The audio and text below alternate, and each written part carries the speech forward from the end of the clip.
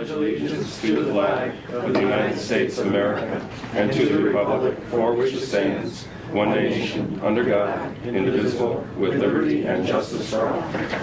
Very good. Welcome everyone to the first school board meeting for 2013, not 11, 2013. You don't go backwards. Yeah, well, some of us are living in the past, but we'll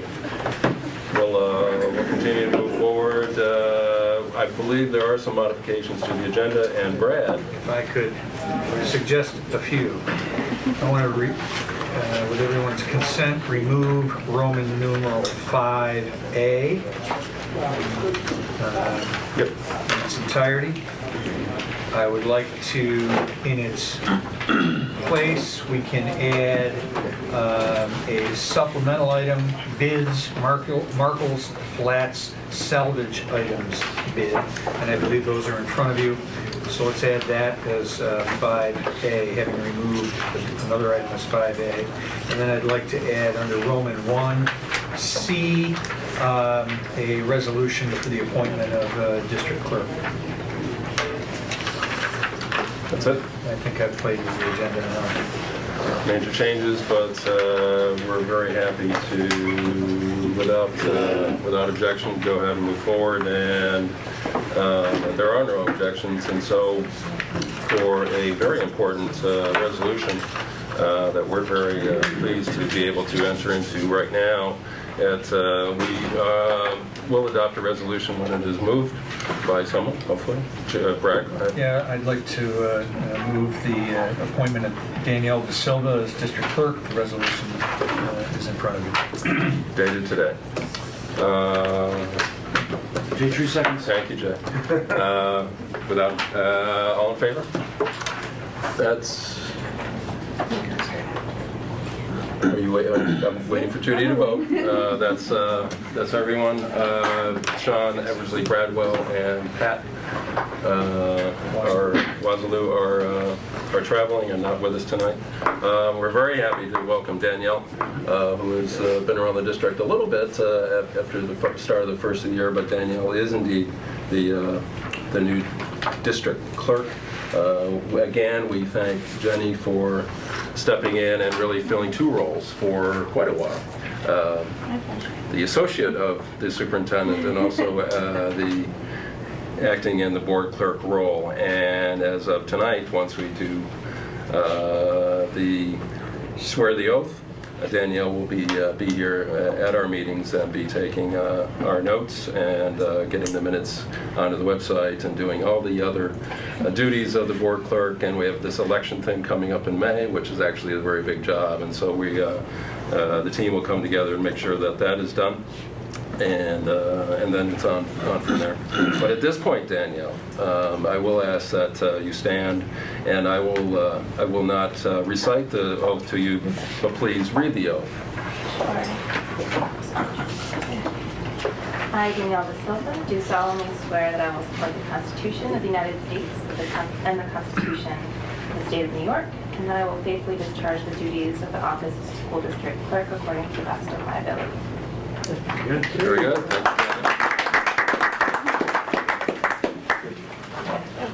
Danielle is not official. That's great. And so we will officially move forward and go on to receiving and hearing of delegations. And Esther is first up. There you go. Should I just stand here? You can stand there, or you can come sit, whichever you'd like to do.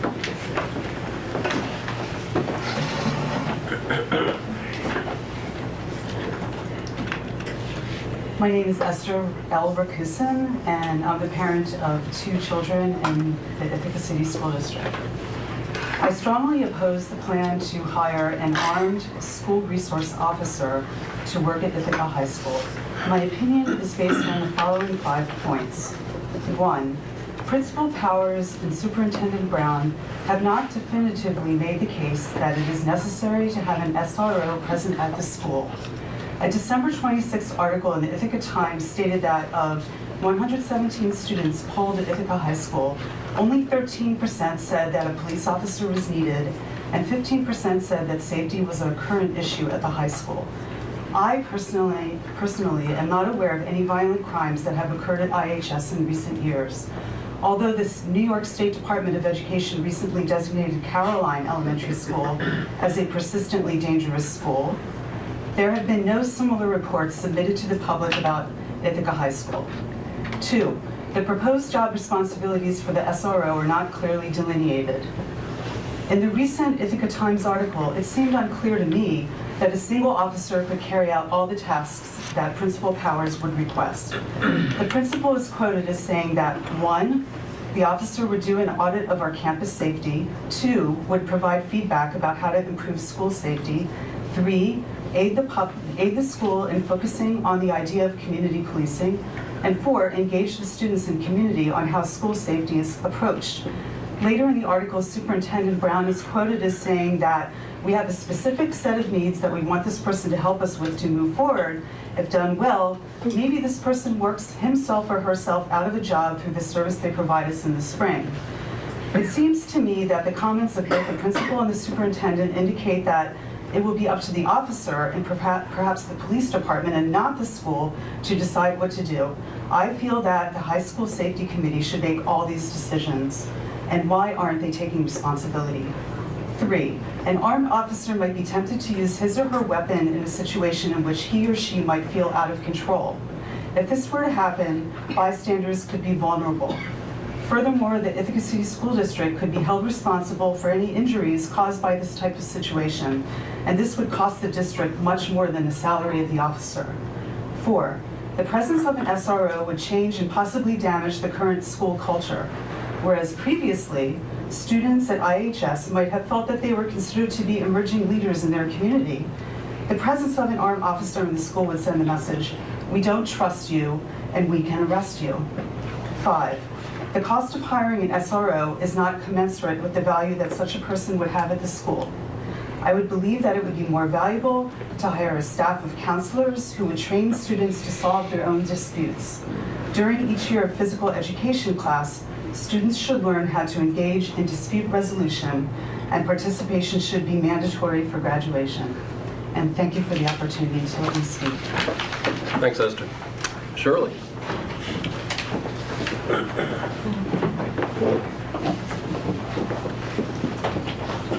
Well, here I stand. On a different note, I would like to let you know, because often you spend money at TST BOE season, we know some of the benefits, and I just want to thank one of the members of TST BOE for what she did for me this past week. Holly Kazarnoff is the enrichment coordinator. She does things like the TST writing, creative writing contest. But she does mundane things that are sometimes really wonderful, big things in my life, for example. She sent out an email last week delineating the topics of programs that the public library was going to give. One of them was about Ithaca-made movies. And you know, well, I grew up in the area, so I had heard as a child about the silent movies that were made at our Ludlowville Falls and in Stewart Park and around. And I had never had a program about them. So I was able, because she had sent out this email, to go to a 2.5-hour lecture and presentation of these movies and find out that the mayor, which I should have known, but I didn't know, is planning the development or is talking about the development of making, some Cornell people are talking about the development of making the building where they were produced at Stewart Park into a museum. And in that process, I got really excited and very thankful to have all this information that our film study class in the English department could use in other people. And one of the other people was our new English teacher in our department, Mark Reif, who connects. He's from Auburn. He works in theater up there. He connects the person who developed sound for movies was in Auburn, and they were hoping to make a trail, like a tourist trail of Ithaca with the silent movies in Auburn, with the sound added on to movies. And he did not know about Terry Harmon, who has all this information on silent movies.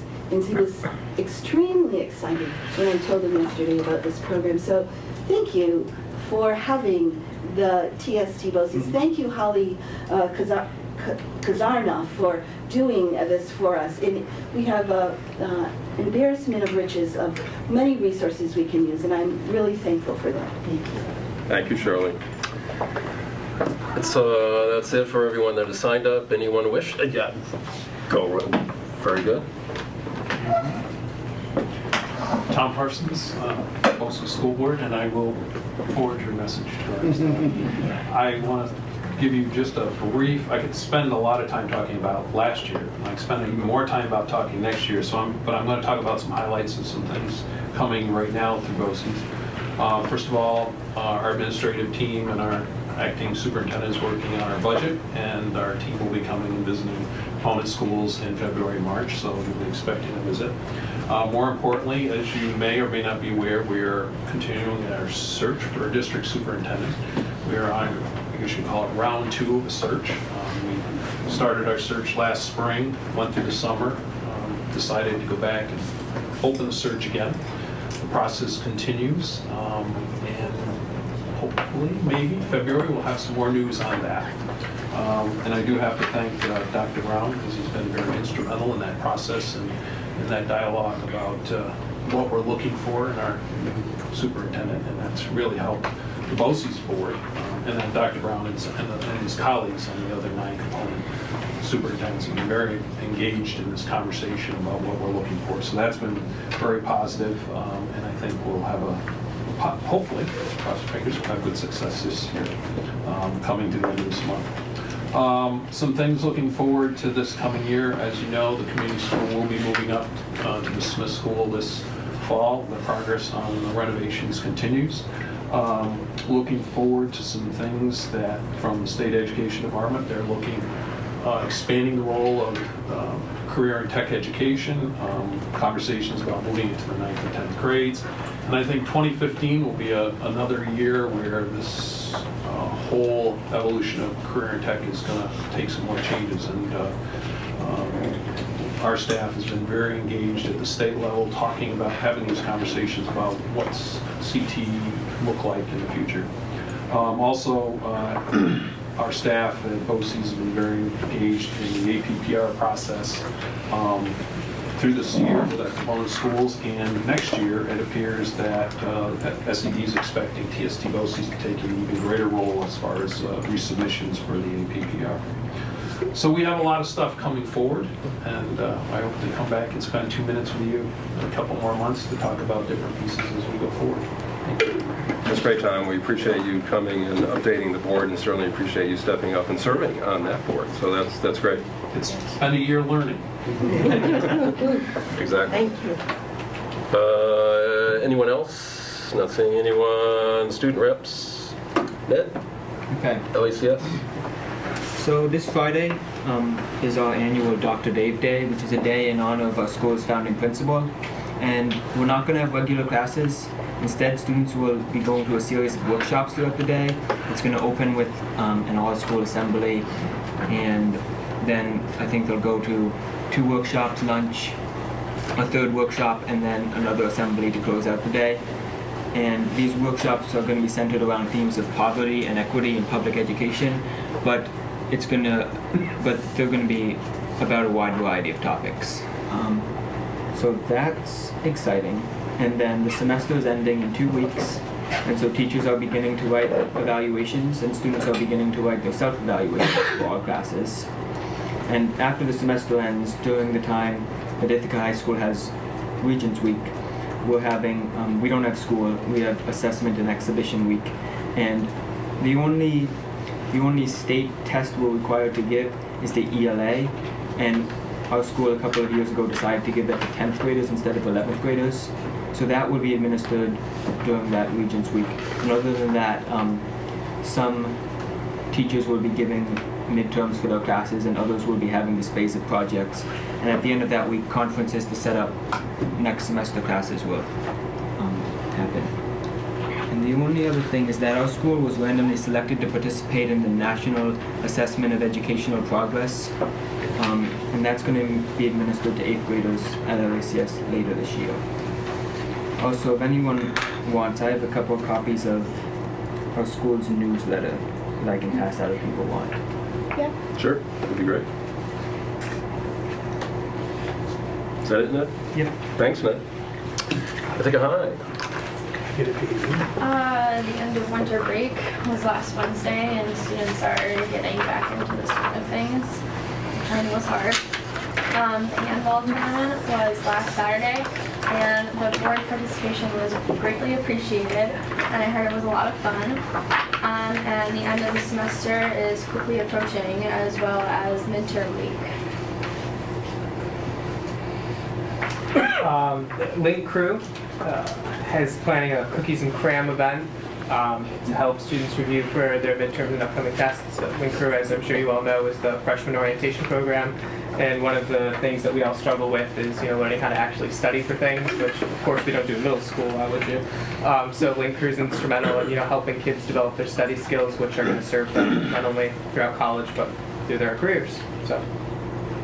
Great, thanks, Mike. Anything new? Very good, thanks, Ithaca High.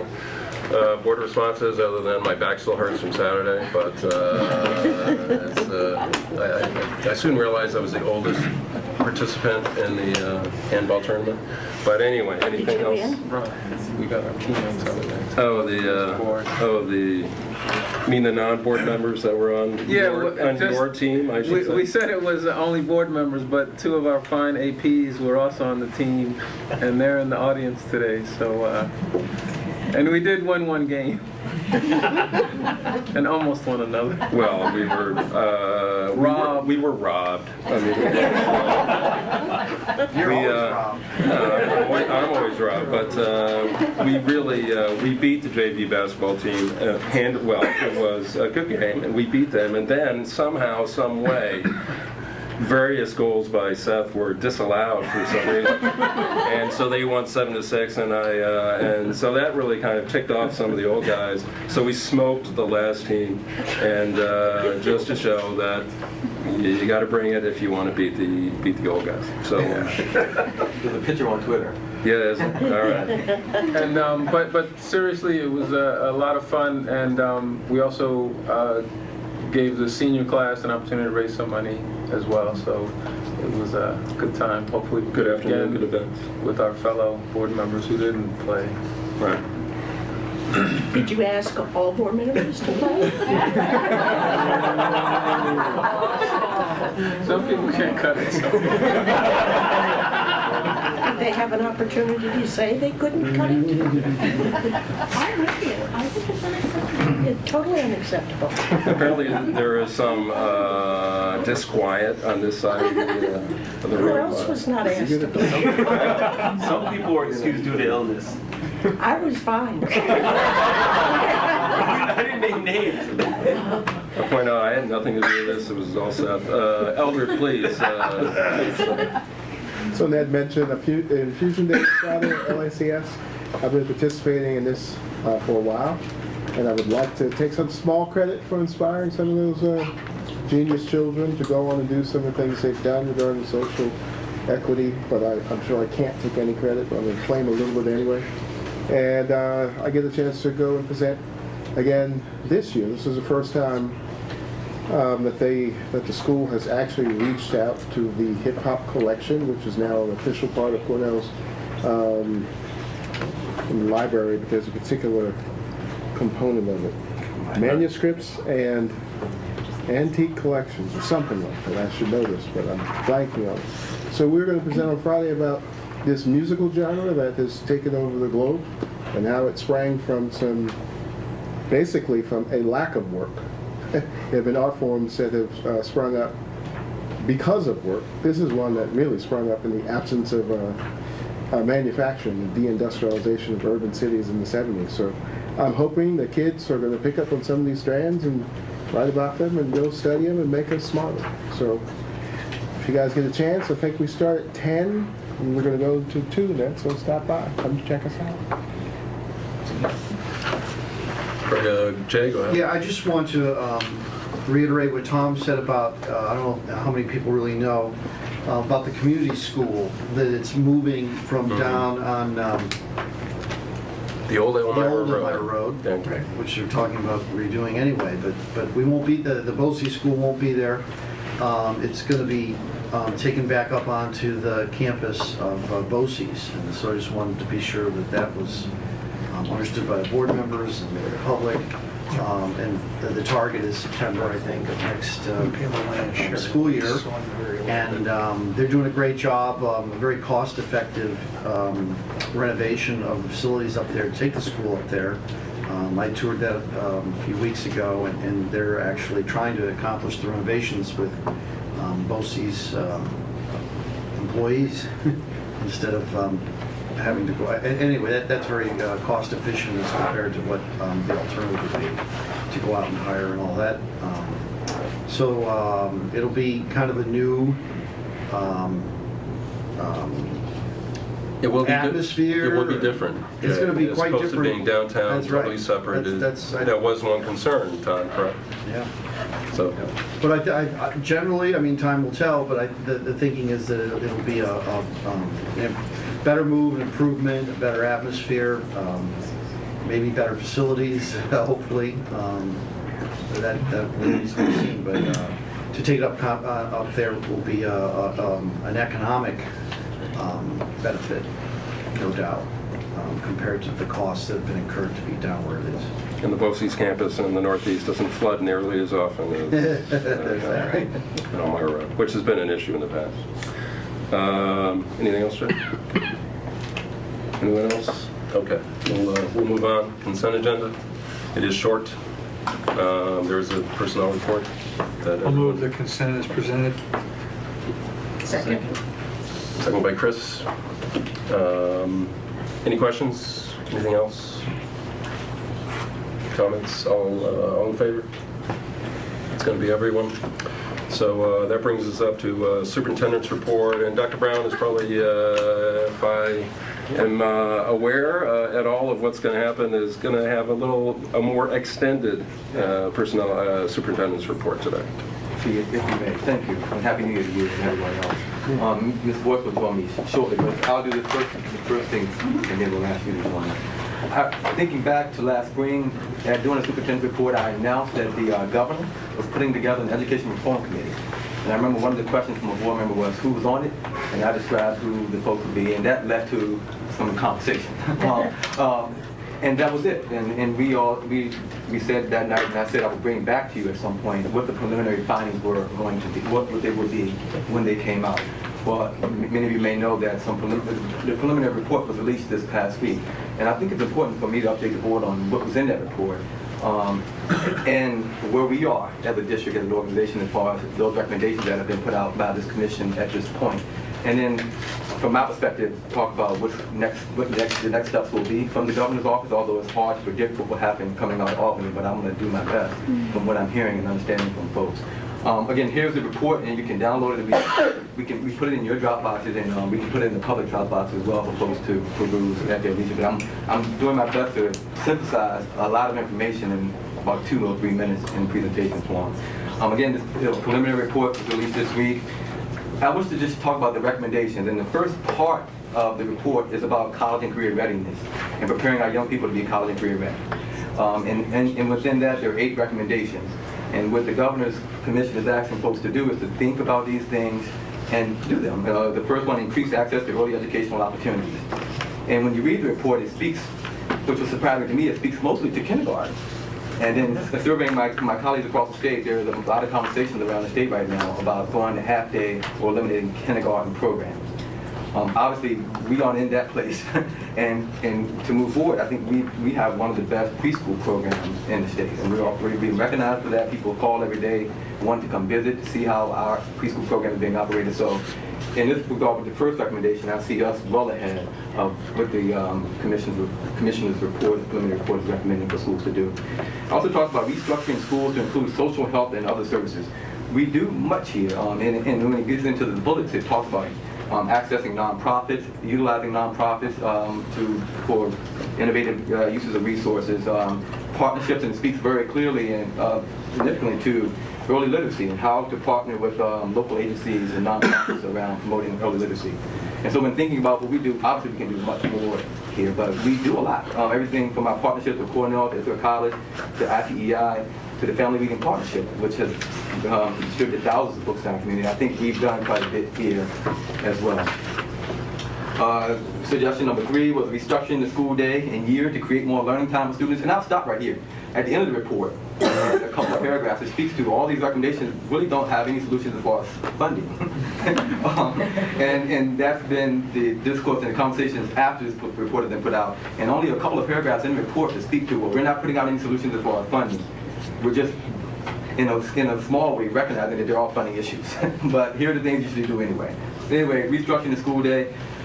I have made many calls this week to find out how many of my colleagues in other school districts have moved forward with extending the school years or the school day.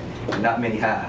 And unfortunately, many are looking to reduce the number of days if they can to save money.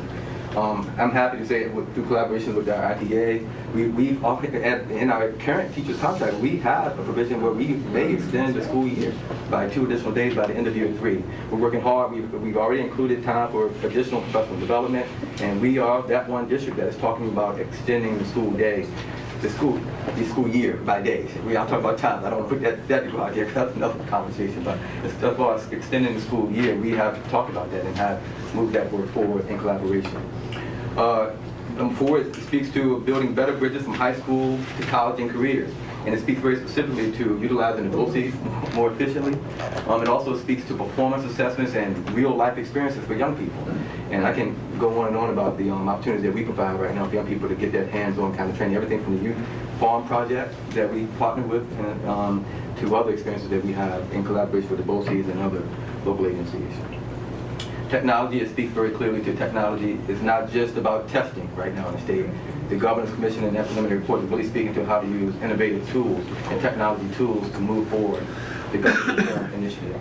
And I'm happy to say that we've moved technology initiatives forward rather significantly, everything from our bandwidth, tripling the amount of bandwidth that we were offering young people, to the Wireless Project, which was recently completed, and we're looking to put out a press release soon about what that's offering as far as ubiquitous coverage in our schools and our parking lots and playgrounds, to the number of tools that we have in our schools. We have the one-to-one pilots and the projects going on. The report speaks speaks specifically to one-to-one initiatives and how schools should be moving forward with one-to-one implementations in buildings. This next one, increasing access to education opportunities through district consolidations and shared services. I read this one 4 or 5 times. I had to really read it because I think they were slick in how they presented this. They're talking about changing formulas and laws. They aren't saying everyone should consolidate, but they're making it easier to do it if you decide to, or recommending that it is easier for one to do. Everything from the number of votes that one must take or an organization must take in order to get to the merger, which I learned this week. I think it's 5 votes that needs to take place right now. I don't know anything that passed up to 5 votes, but 5 votes to pass a consolidation. They're looking to, in each district, they're looking to minimize the number of votes to some other things they're looking to do to make it easier to consolidate if one or a couple of districts decide to do so. It speaks to information management systems. And again, a place where we move some work forward, everything from our instructional management system to our student information system to what you saw at the previous board meeting on the balanced scorecard. The report is speaking very clearly to making sure your data is presented transparently and in a very clear and understandable way for the community and for staff. And I like to think that we're far ahead when it comes to doing that. We have much work to do as far as changing the data, but as far as presenting it and sharing it in a transparent way and with the tools on the back end, I think we've done a significant amount of work there. And the 2 more, the last one here. Ensure that the best teachers and principals are educating in New York State students. So this one goes on and on about everything from APPR to how to provide professional development for staff when they are in the building. And I can go on and on about just this past week, we had our APPR plan approved by the state. Thank you for all the folks in the room who worked so hard to do that. That is an accomplishment and everything. And you'll hear more about our professional development opportunities, obviously, and how we're looking at the best educators in classrooms. So then the second part of the report, after talking about college and career readiness for students, gets to great educators enable great students. And this is where it gets into more the higher ed and how we raise the standards for educators going into the profession. Working with higher ed institutions as far as their college preparatory programs. So I'm not going to spend much time here, but there are 5 very specific recommendations from the report to increase the amount of rigor that it takes to be an educator in our great state. I love this picture of him, but I missed this. We got tied up today, so I didn't have a chance to tune in to the state of the I'm sorry, maybe I'm all wrong. Well, tomorrow. You still have time to. It's a pain medication. So the state address, I guess tomorrow I'll have a chance to. Is Governor Cuomo looking off to a higher office? Is that what he's doing? Sorry, Lavelle, keep going. Well, yeah, but that is. So I'm going to be tuning in whenever he comes on. I'll listen to it on the podcast of some sort to see how these recommendations are tied into his overall approach to what's going to happen in our great state. And to the money part. And to the money part, I'm hoping someone comes up with a solution at some point about the finances that will take to do all of these things. So I appreciate you giving me that extra 5 minutes, but I thought it would be important for me to double back for you and the community about this very significant report that sometimes things like this can go under the radar. But I also wanted to take an opportunity for us to highlight how we have done much in each one of these areas before some reform commission had to come down and tell us to do so. Could I ask you what this is, the Mass 2020? It's something from the governor's office, and it's some initiative. It's not Massachusetts? No, not that I know of. In the report, it speaks to a Mass 2020 as a way to get more school time. I'm still doing some investigating, trying to figure out what that means. And, I think you pray for it. So, no, we're always happy when Albany provides guidance and ideas on how to improve education locally, Dr. Brown.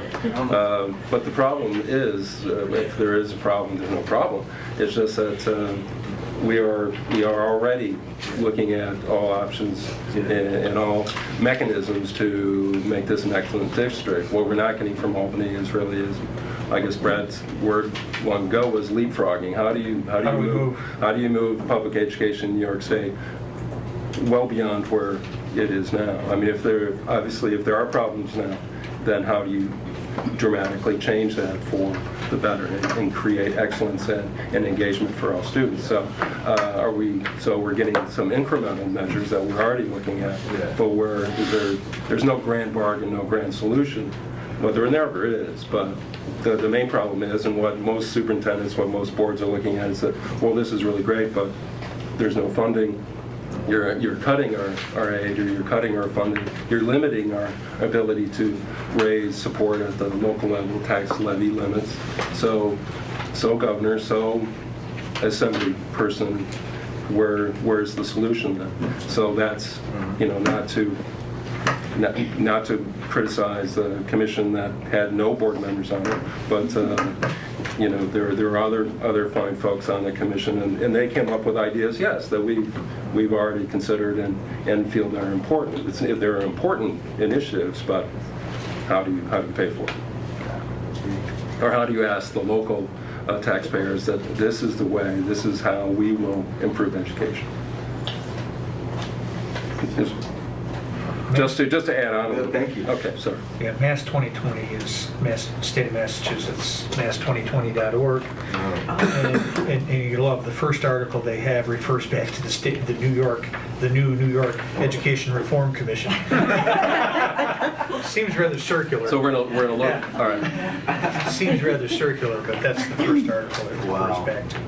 I think one of the things I want to make sure is highlighted. With Dr. Brown, he's being a little reticent about tooting the horn a little bit. That many of almost all of the things they put up there, we're either doing or have talked about and are working on. None of this should be coming as a surprise to any of us. The thing you can't do by yourself is a consolidation, merger, or whatever. But anybody who thinks the 700 school districts in upstate New York are going to survive another 10 years is dreaming. We all read the paper and see what's going on in different places and the struggles that some of these small districts are having. So even though that's not something we can do by ourselves, we have to be attuned to what's out there, because it's going to be coming our way one way or another. Looks to me though like many of the other things we're addressing already, which is great. Thank you. Eldon?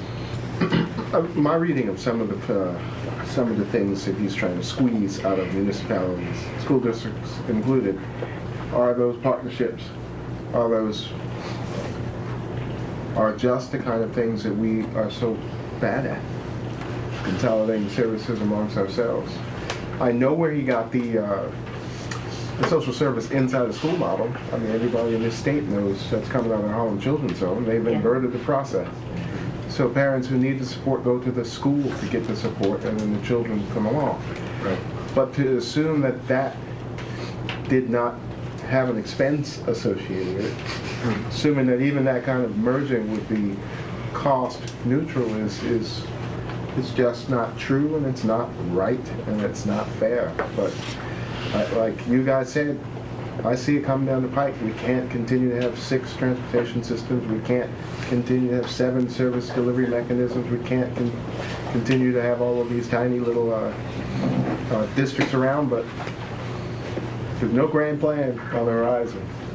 It's going to take smart people like us, so I say Dr. Louvel Brown for governor in 5 years. Scale this thing up. Write it into my contract. As a fallback.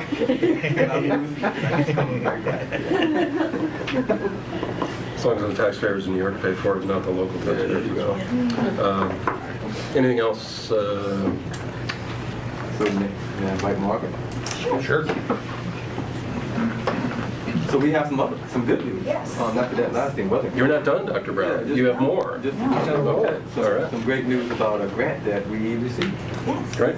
Yes, okay. Is that why we're leaving the governor's picture up on the screen? Oh, no, I'm going to get that off.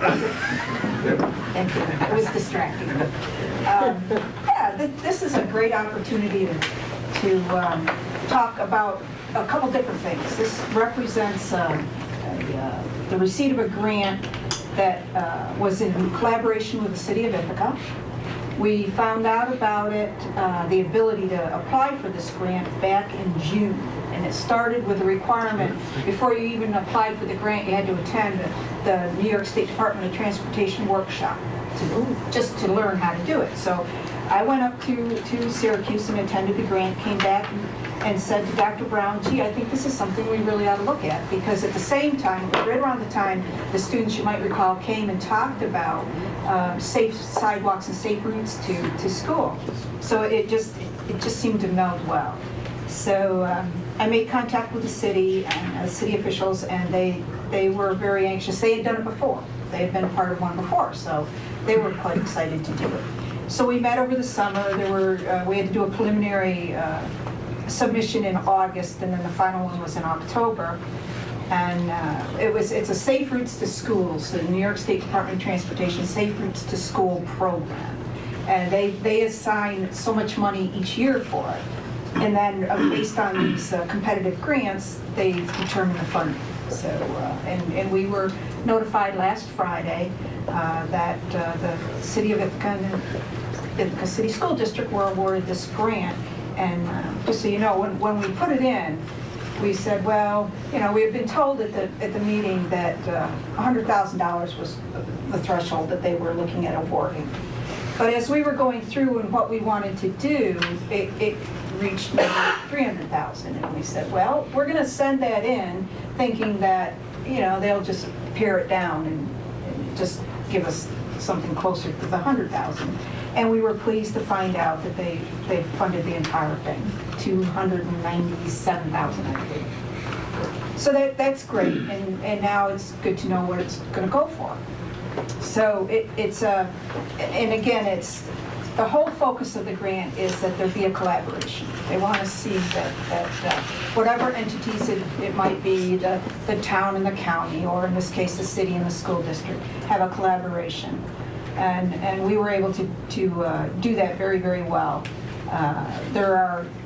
It's broken down into two pieces. One is an infrastructure piece, which the city is primarily responsible for, and then the other piece is what they call the non-infrastructure, which is the district is responsible for. So, on the city side, we had to determine first what and it was only for elementary and middle schools, so high schools were out of it.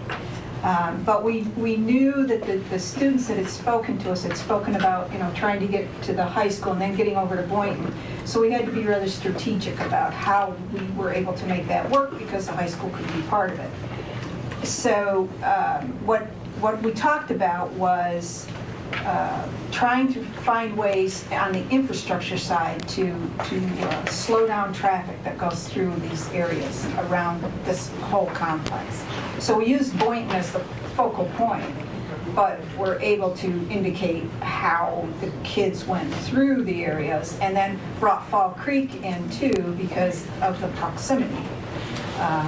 And then focused on BJM because it already is an area that really speaks well to children walking to school or biking to school. So those are the 3 schools that were the focal point of this grant. So on the infrastructure side, we're talking about calming, what they're calling, the city calls traffic calming. Sure. And I'd never heard this term before. I've heard of speed bumps.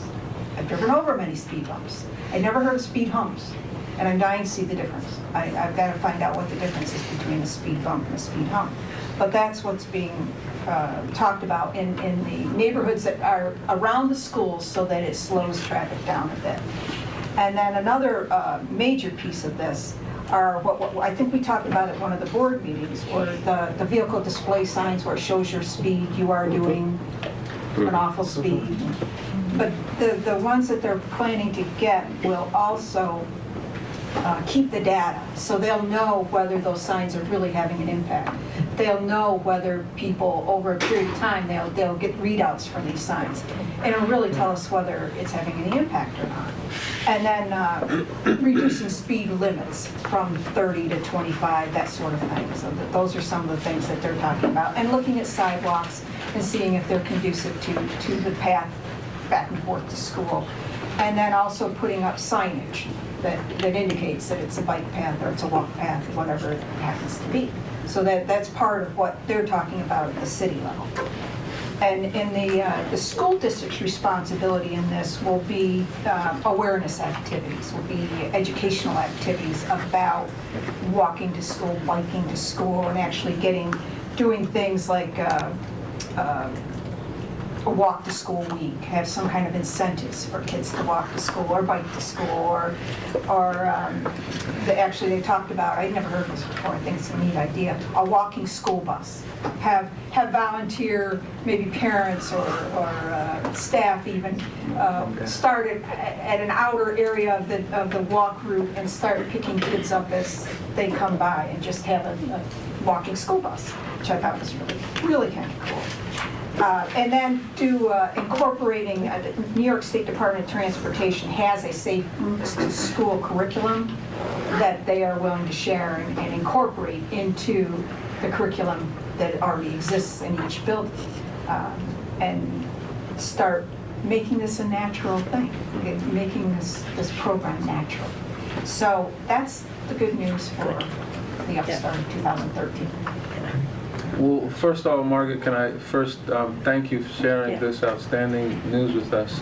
It's great to hear, and this is just the type of thing that can really improve the city that we live in and the experience of living here, because these same paths will be used by our non-student citizens of Ithaca.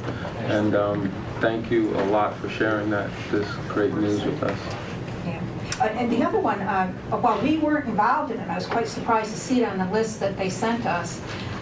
The town of Ithaca and Tompkins County received an award for speed control near Northeast Angeles.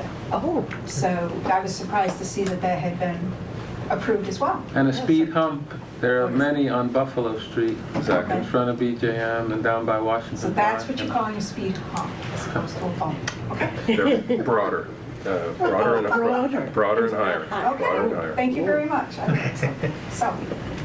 Thanks, Margaret. Go ahead. Just going to point out the obvious. This comes right on the heels of the previous conversation. Right? This is the exact kind of incubation investment it's going to take for us to have these cross-municipal border conversations and create something good. So, thank you. Yeah. Good, Jim. Was the grant document or request ever electronically created so that we could see it? Or I'll put it in the Dropbox. Oh, sure. That's a great idea. Just pick up on it too. Oh, sure. Yeah.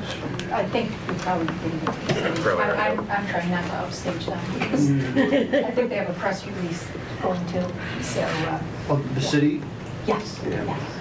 They are the lead agency on this. Oh. School districts couldn't be the lead agency, but they can be one of the partners. There's only the two partners? Yes. Okay. Yeah. Very good. All set? Thank you. Thanks, Margaret. Thanks, Margaret. Now, well, one other update. At the next board meeting, Dr. Landau and Mr. Trump will be coming to speak about the upcoming PLC Day. It's going to be an outstanding opportunity around engagement and empowerment with a particular focus on cultural competence. So we're going to do a workshop/conference for all employees.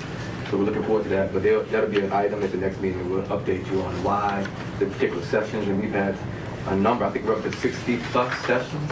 Most of those are teachers who have submitted proposals to present sessions. So some internal expertise. So we're looking forward to sharing with you in that day as well. That's it for me tonight. We appreciate that, Dr. Brown. We did have a little bit of a longer superintendent's report. Frankly, there's not a lot more to do tonight, so if you're here as your obligatory school board meeting, you're getting off easy. So we're going to go ahead with school district business now, and we're going to go ahead and wrap things up. Go ahead, Bryce. I'll move the acceptance of the Markles Flats salvage items bids as presented. Presented in the small print. Yeah, unfortunately, it isn't kind of, But are we talking money, Brad, here? well, don't get excited. I can't see $8. But apparently I owe Margaret a dinner because I did say I didn't think we'd get more than $1 on anything, and I was proven incorrect. So our call to the community was heard. I got $10, $8. I mean, we've got a number of things. So the summary of the bids is on the back there for you, Right. and the highlighted colors are well, it's black and white here. It's grayscale. It's not in color, but they're the winning bids. Can you explain one thing to me? Sure. The stone, lintel, and window sill bid, the top one. Someone has. Can we sell them piecemeal like that? Like someone's bid 200 for 10. Someone else's bid. It's not showing a winner on that. Yeah, what ended up being done with the lintels and window sills? Yeah, that's Margaret, do you know? I need to look. Yeah, Yep, the top two don't seem to show a winner of the winner of the bid. Whoever backs the truck up first. no, the No, Keystone is mentioned below, That was an item that was of some interest, correct? Yeah. contingent upon the contractor loading material. That goes, bid awarded to Cascadilla. Is in shown the contract or remove the stormwater. Is that what you're talking about? Yeah, but it looks like, so we got 38 of those things, right? Cascadilla signed up for 10, that's what it looks like. The question Right, is, so the rest would go to the next, Which is the guy in the end, the McCann folks. correct. Okay. Yeah, so if there were Got two it. bids, whichever benefited the district goes to the first one, and then whatever's left goes to the other, like the, I see. But Oh, because they didn't bid on all of them. right. They paid Right. more, but they only bought Exactly. a limited number. Okay. There you go. So they'll be picking those up soon. and do we have to vote on that? Yeah, we do. And if I didn't hear a second, actually. Jay Drew, second. Thank you. I will note that the Markles Flats building has achieved ground level. It is down. It actually came down pretty quickly once they got the steel trusses off. Hopefully no cars were damaged in that process, but But, work continues, and eventually the fences will come down, and that will be green space, and that will be used by the community.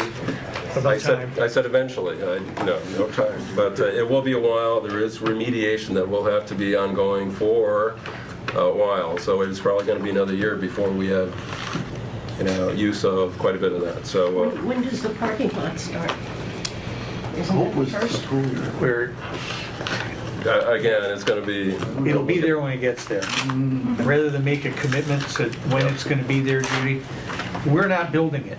I know, but I So thought they wanted- we're not responsible for it, so I'm very reluctant to give you a date as to when something is going to be there, because we have no control over it. But I thought they were very interested in moving on that first. They are. That doesn't mean they have, and it doesn't mean they will.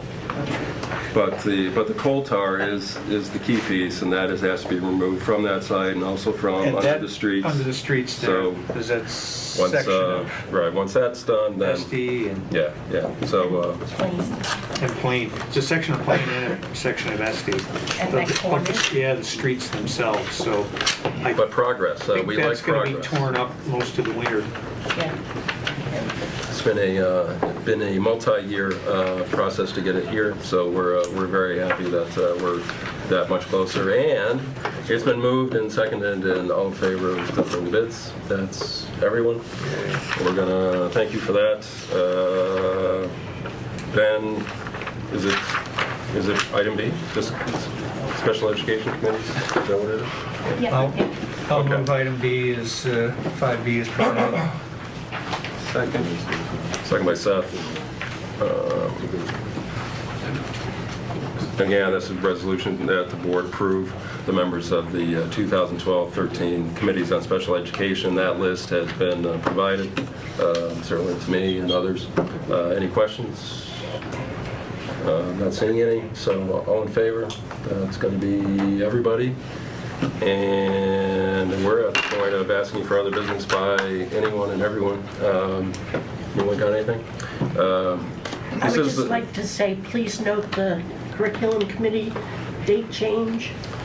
Well, to that point, we have started a new year, and this is the January, February dates for the committee meetings, and they are obviously the important dates. If there's any questions. And the committee meetings have been updated on the website just as of yesterday, so it should be reflective of what's in the agenda. As we get back into the swing of things and back into the order of business, these are the latest dates, and they should be correct if there's any question.